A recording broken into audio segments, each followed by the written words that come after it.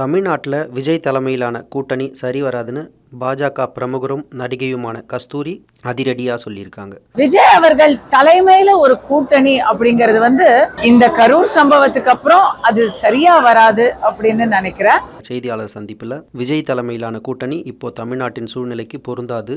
கரூர் சம்பவத்துக்கு பிறகு கரூர் மக்களே விஜயை ஏற்றுக்கிட்டாங்க.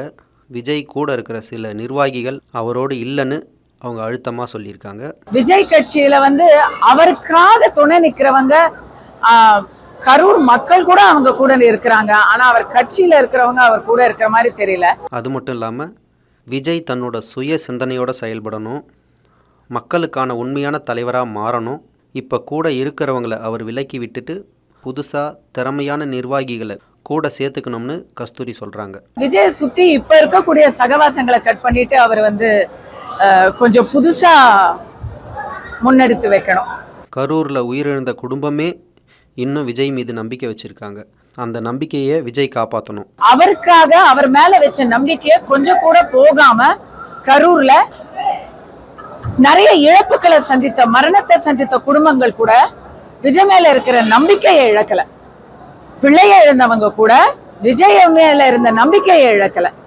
அதுக்கு அவர் அந்த நம்பிக்கைக்கு அவர் கண்டிப்பா ஏதாவது செஞ்சு ஆகணும். விஜய் முடங்கி போயிடக்கூடாது. பவன் கல்யாணம் மாதிரி மக்களின் நம்பிக்கைக்குரிய தலைவரா தமிழ்நாட்டில் மாற்றத்துக்கான தளபதியா விஜய் உருவாகணும். இப்படி வீட்டுக்குள்ளேயே முடங்கி இருக்கிறது எதனால அப்படிங்கிறதுக்கு 4 விதமா இன்னும் 4000 விதமா பேச ஆரம்பிச்சுட்டாங்க. அந்த பேச்சையெல்லாம் உடைச்சு அவர் வெளியே வந்தாதான் சரியா இருக்கும். கண்டிப்பாக பவன் கல்யாணுடைய முன்னுதாரணத்தை எடுத்துக்கொண்டு அவர் மாற்றத்துக்காக ஒரு படை வீரராக, படை தளபதியாக, தளபதி விஜய் அவர் மாற்றத்துக்கான தளபதியாக செயல்பட வேண்டுமே தவிர அவரே தலைவராகணும் அப்படின்னு இந்த சமயத்துல அதை விட மாற்றத்துக்கு அவர் உறுதுணையா இருக்கிறது சிறப்பா இருக்கும்.